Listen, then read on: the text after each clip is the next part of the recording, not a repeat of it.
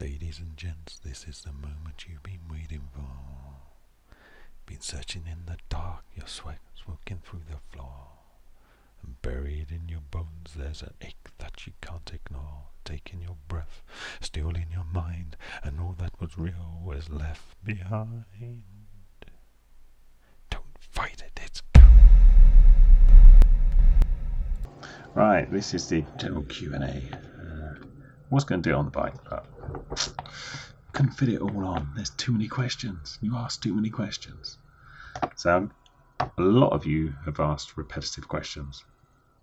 So what I'm going to do is pick a lot of the questions and answer them. But I won't be answering everything. There's like pages and pages of this stuff. So I'm going to go through it and answer a few. And that's all it's going to be. It's been very interesting reading some of the questions, by the way, and the people who know what I'm talking about there.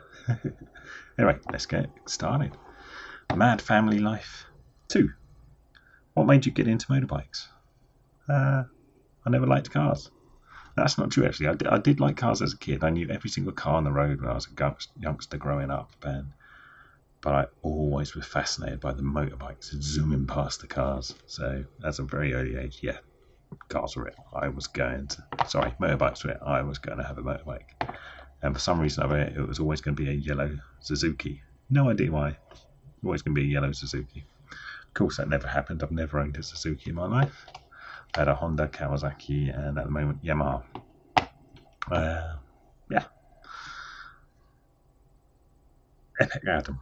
Have you ever recorded anything bad that you have happened to put into a video out of respect of the victim? Yes. Quite a few times, actually. Car drivers might not know this, but motorbike riders, we come across incidents a lot more than you will. So as a motorbike rider, you will filter through all the traffic and say there's a big build-up of traffic, and if blue lights go flashing past you and you're sitting in your car thinking, oh, something's happened up in front, sorry. A motorbike rider, you filter through the traffic to like the front of the incident, shall we say. So you see it a lot. And yes, unfortunately, I have caught quite a few things like that on camera. What I tend to do, if the police aren't asking for it, I keep a lookout around those areas. And if the police aren't asking for footage or anything, I delete it. That's it, it's gone. I don't use it. In the UK, it's actually, not many people know this, there is actually a law about posting that sort of stuff online. You can actually go to jail for it. So be very wary about posting things like that online if you come across it anyway. But out of respect to the person, the victim's family, etc., no, I wouldn't post that. It's just not right. B-Row. Being a biker for about 4 years now, I've been wondering what you did. You first get into bike. What did you first get into biking? And what was the first bike you owned?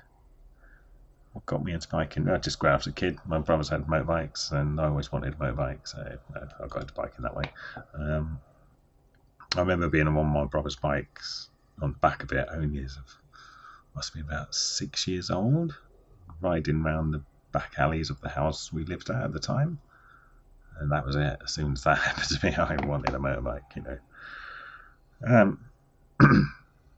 First bike I ever owned was a Honda CM125, which was a really heavy sort of cruiser style bike. It was awful. It made a lot of noise and didn't go anywhere, but I loved it. That's the first bike I had. Stephen Hughes 2. What's the turning point that made you switch from silly motorists that made your blood boil to finding life so funny and uplifting? Basically what he's saying there is like I don't rage I've stopped raging very quickly at motorists.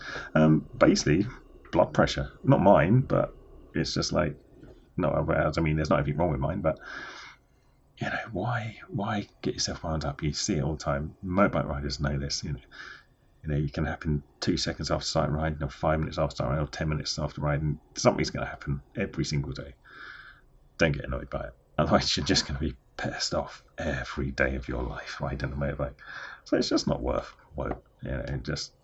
I just find it interesting, the silly things people do, and most people realise they've done something silly.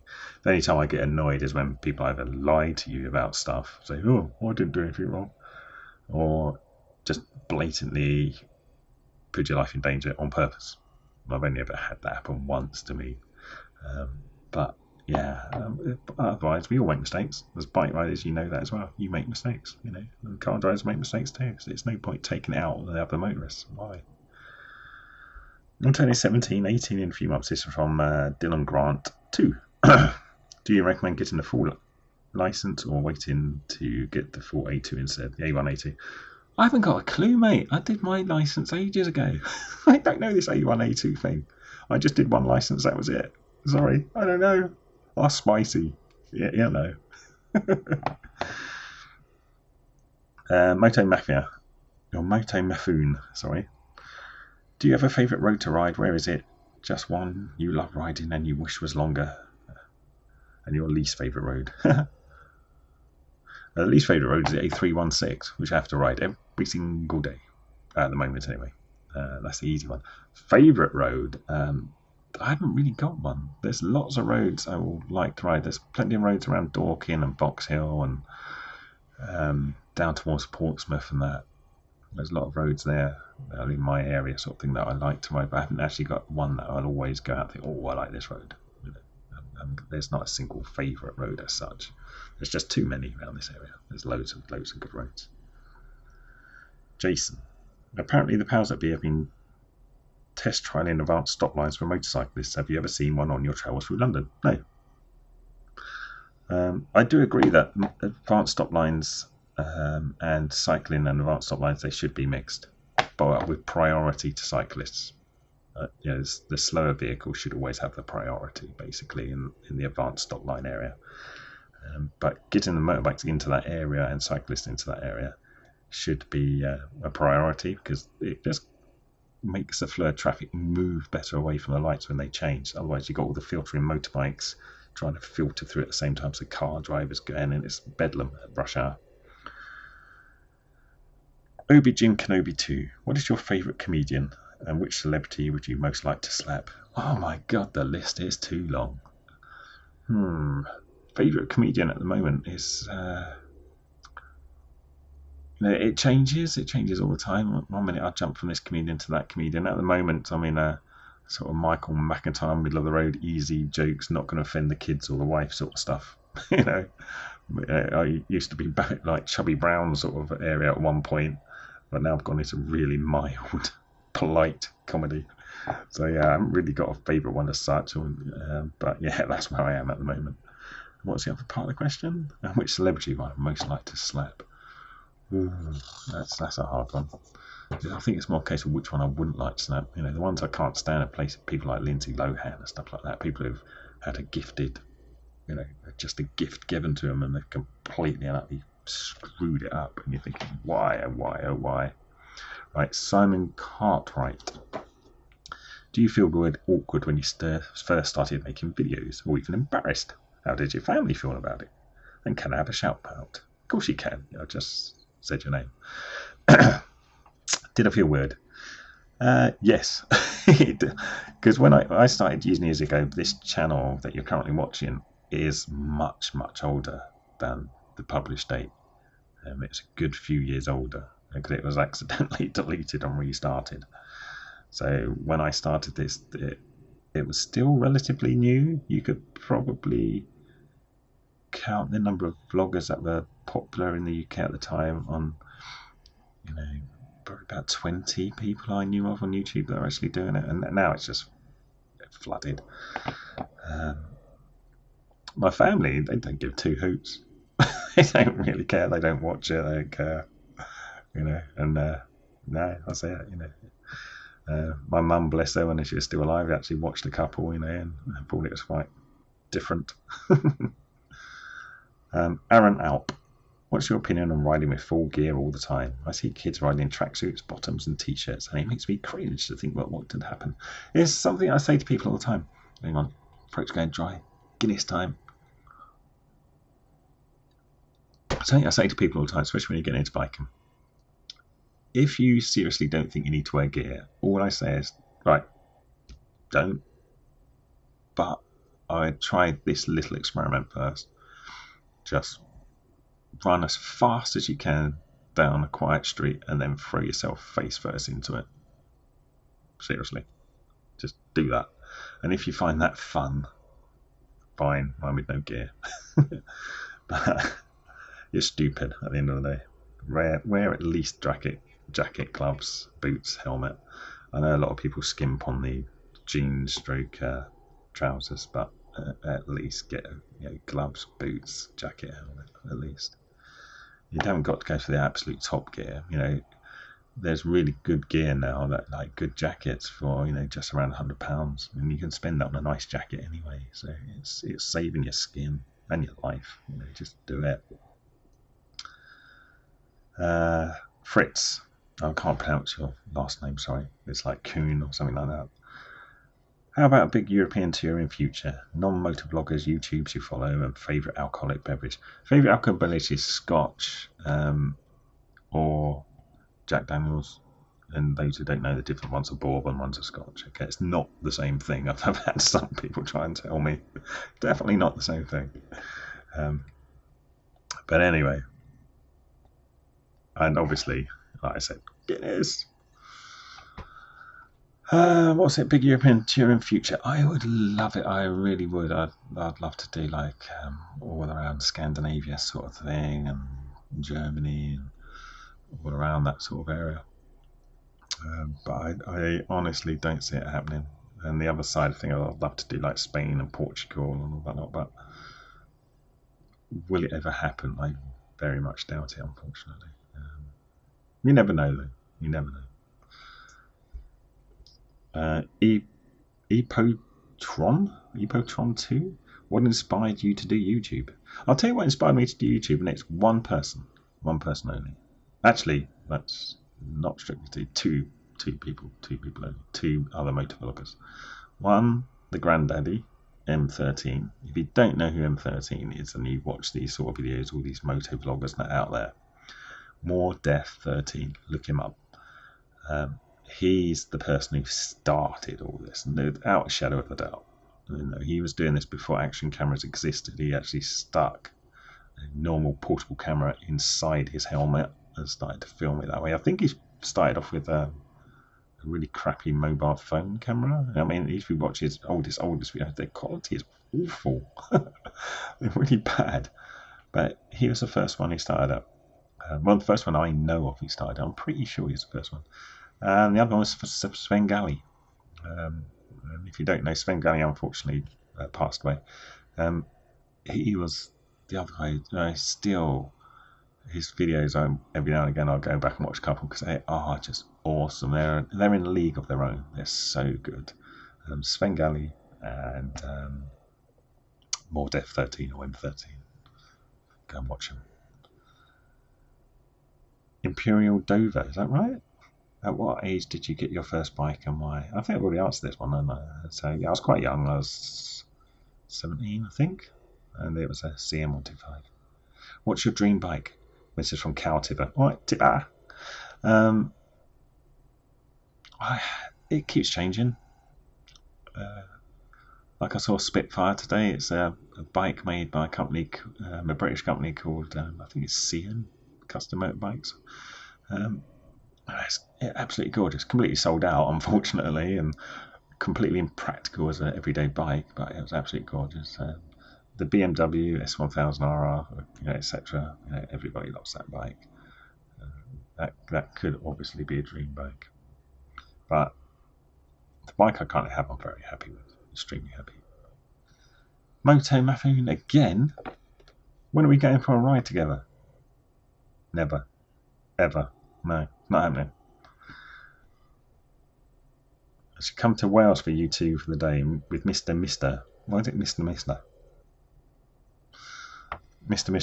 Hershey?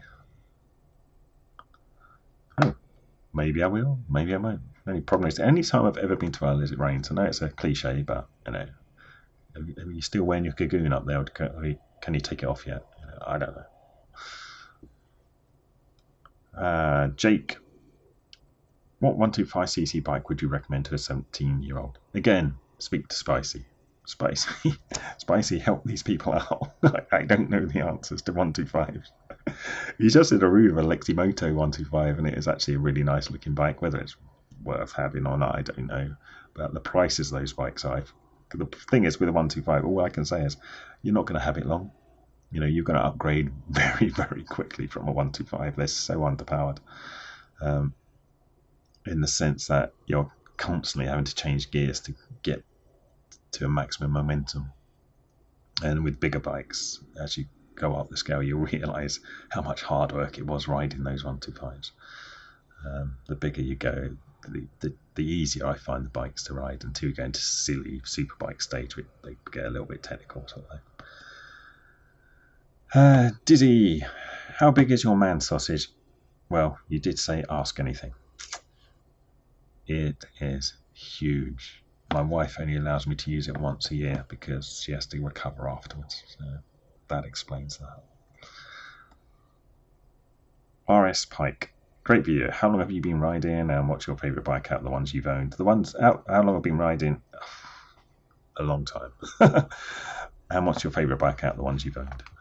The one I currently have, the MT-09. I really have fallen in love with that bike. I love it. The next one that I've actually found really fun, but I wouldn't recommend to everyone, was the ER6. I wouldn't recommend it because it's high maintenance, considering it's such a cheap bike. It just broke all the time. The gears and the chain, the sprockets constantly needed maintenance, and yeah, it was just an awful quality bike. I would never recommend the ER6 to anyone, but I loved it. You could pin the throttle. If you was after, something like an ER6, I'd go for the Suzuki SV650 myself. This is from Vadapu3. London drivers are actually idiots, or do you think there are more drivers, so more idiots? And a more serious question, what do you personally think is the best way to reduce or the increasing level of motorbike crime, and why do you think it is so bad? No, it's just where you ride. Basically, if you ride in central London, you're going to come across a lot of distracted drivers. And that's what it is. But I also believe the driving test really needs to take into account motorbikes, and it doesn't. Unfortunately, it just does not. It's a shame. But yeah, motorbike riders, you have to take a lot of responsibility, but you have to take a lot of care to ensure you're safe. Unfortunately, that's the way it is. A lot of car drivers don't see you. As for the crime, it is so bad because of police numbers drops. Operation Vincent was closed down and started back up again. And then a lot of, because our borders are completely open now, it's very easy to ship stolen produce out of our borders very, very easily.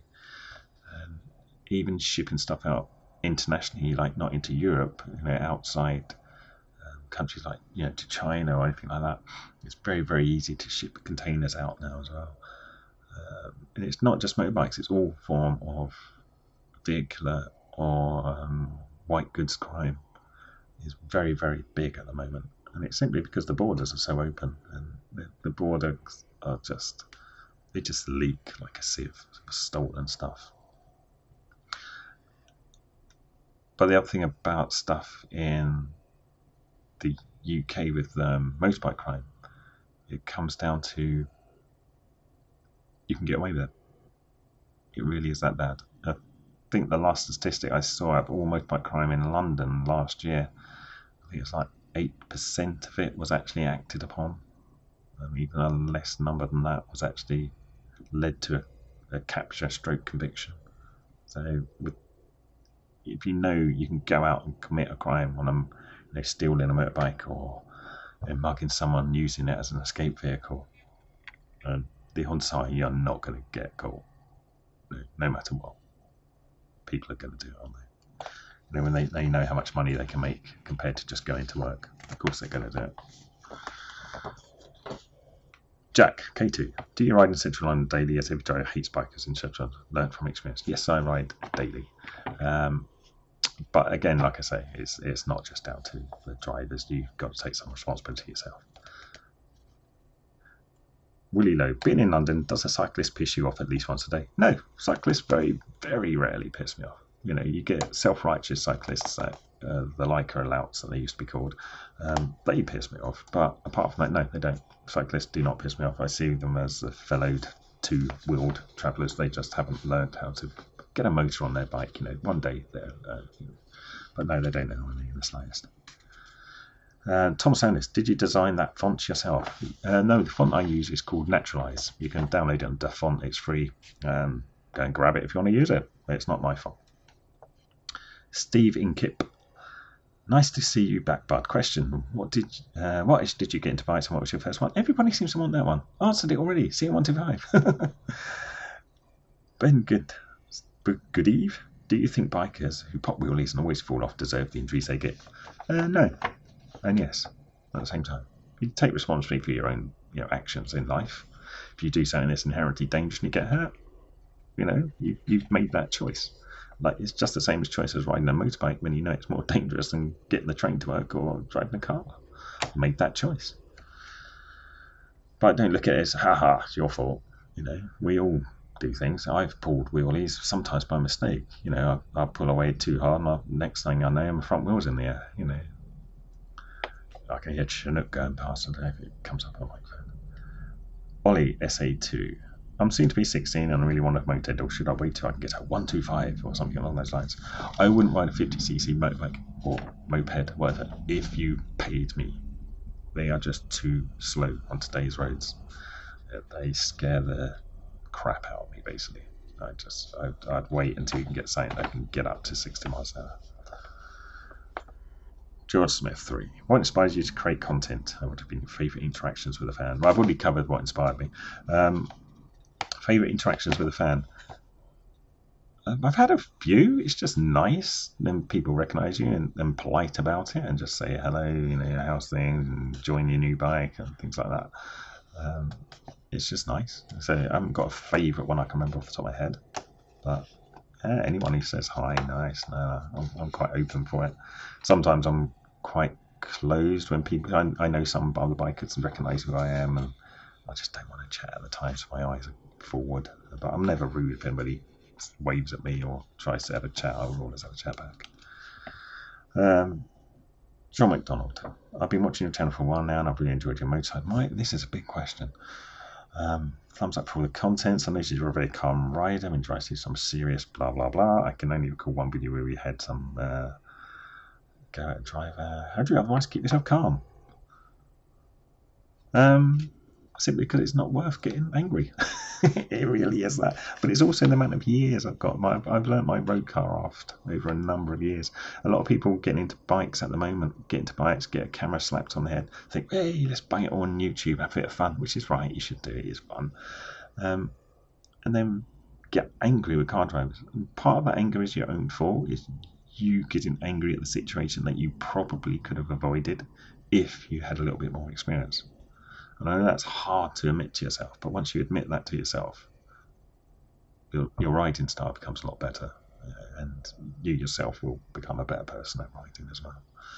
And that's really all it comes down to. Jason, when you filter with oncoming traffic, is it called counter lane filtering splitting? I've always wondered. I've heard done lane filtering and lane splitting. Oncoming traffic, in theory, it's called overtaking, mate. Filtering's going between traffic. Yeah, that's semi-stationary, and anything else is really counted as overtaken. Arabian Rider, what was your first bike and what was your favourite? I've already answered it, mate. You need to pay attention, okay? Rambo, question for you. How long did it take you to learn road signs, and when do you know it is safe to overtake? When did you start vlogging, and do you have more than one bike, and when did you start riding, blah blah blah. Right, you've got a lot of questions here. How long did it take to learn signs? Very, very quickly. I learnt them all when I was about 4 years old, and I'm not kidding. I had a highway code book as a kid, and I just learnt all the road signs. I have no idea why I did it as a kid, but OCD, whatever, but I learnt them all as a kid. When do you know it's safe to overtake? You don't. It all depends on what type of bike you got, whether you can see. if you're overtaking and you've got the power, overtaking is very, very easy. But at the same time, you've got to just make sure there's a lot of factors. Like, you don't overtake when there's a junction coming up, you shouldn't. You don't overtake when there's other cars on the outside of the road, obviously, things like that. You don't overtake when the vehicle you're overtaking, you cannot see past them and things like this, So there's lots and lots of things. And filtering's a totally different subject, but overtaking, there's things you should and shouldn't do. But it all comes down to your roadcraft and your experience at the end of the day.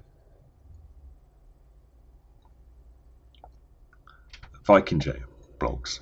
Any situation where you 1 to 5 days that really stick with you and made you the rider you are today? 1. Just got this CM125, fixed it myself in my back garden, my parents' back garden. Started the engine up, opened the throttle, and it was all right. It was like feeding and everything. Bunged it in first gear, cranked the throttle open again. It jammed stuck. I went flying through next to my neighbour's fence and didn't get on that bike again for about 2 months. And the reason it did that is because the grips I had put on actually were catching on the throttle assembly. So it actually stuck it open. As soon as I just wiggled it off a bit, it was fine. And that taught me to take care with maintenance. And also, if you don't know what you're doing, find someone who does. Stephen Ingskip.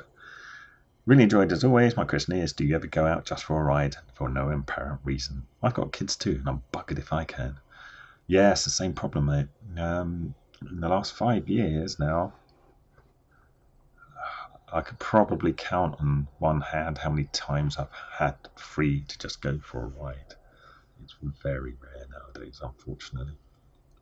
The only way I could do it would be get up very early on a Sunday morning and go out for a ride, but I'm so knackered from the week that sleep's more important. Like, there's all these meets going on at the very time. Like, there was the gentleman's ride meet, whatever it was, the end of year vlogger season meet thing, which I really wanted to go to, and other stuff like that I just couldn't do. Unfortunately, that's the way it is. Ethan Brown, how do you get so many clips? Because I ride a lot, and in central London. Central London is just a cesspit of villainy and idiots and car drivers and me. Everything's there. You can just ride in and out of London and you would have so much stuff. Believe it or not, about 50% of the stuff that I wish to go into videos I accidentally delete because I can't keep track of how much stuff I've recorded. And I know I lose so much footage by accidentally deleting it. I could probably produce, if this channel was making money, I would easily produce twice the amount of footage. RS Lips, my superpower. Yeah, I'm sure that means something, but I'm not 100% sure what you mean. How long have you been riding for? And do you think riding in London is a good idea? I start riding next year and we're moving to London in a few years. I've been sceptical about it because of the bike theft and whatnot. Congratulations, reading 100 episodes. Thanks for the congratulations. Do I think riding in London? London is just like any other city. It's congested. Most car traffic moves slowly. The majority of car drivers are actually very aware of motorbikes. I'm not saying that if you do something stupid, they're not going to do something about it, but they're forgiving because so many people ride motorbikes, mopeds, and that within London that they're used to us, so we say, especially during rush hour. Would I recommend it? I never recommend riding or getting a bike to anybody. Just be very aware of what could happen to you.